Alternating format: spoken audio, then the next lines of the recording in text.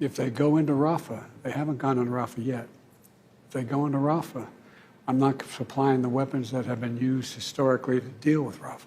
It's just wrong. Biden made those comments tonight during an interview with CNN. It comes after similar messages from top U.S. officials, a new level of pressure on Israel to avoid a full-scale invasion of Rafah. The city in southern Gaza is a Hamas stronghold that also shelters more than 1 million civilians. But as Chris Brown shows us, what Israel calls a pinpoint operation in the city continues while ceasefire talks have hit a wall. In the face of near-unanimous global opposition to a ground offensive into Rafah, Israel's military pursued its attacks. Its officials say this is a calibrated, limited incursion aimed at exerting pressure on Hamas.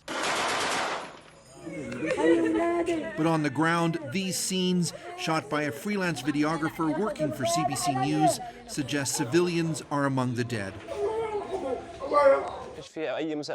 In the whole area, there are only civilians. There are no militants, said Reda al-Najili, who witnessed the attack.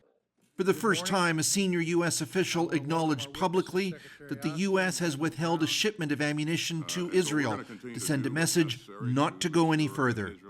Israel shouldn't launch a major attack into Rafah without accounting for and protecting the civilians that are in that battle space.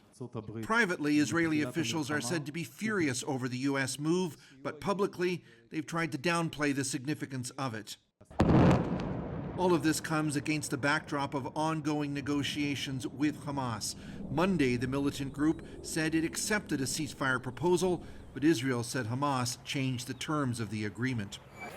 In Gaza, there's fear the talks will fail again. We spoke to Canadian Nika Alexander, who's in Rafah with the World Health Organization. As we drove through the streets yesterday and today, you could see people have piled up everything they own onto donkey carts, crammed into cars, many people together in a bus, just trying to get to some place that maybe will feel safer. But we do feel that nowhere is completely safe, so that's really stressful. While aid trucks, which had been unable to enter Gaza for several days, began moving again, Alexander says the flow of medical supplies and fuel for generators has reduced to a trickle, adding to a sense of impending doom. You just can't imagine how many people might die if there's a great escalation in the fighting in this area. Hamas is demanding a guarantee that the war will end if it frees the hostages. But Israel says it will only consider a temporary pause, as many members of its coalition government are adamant that the fight against Hamas must continue. Chris Brown, CBC News, Jerusalem.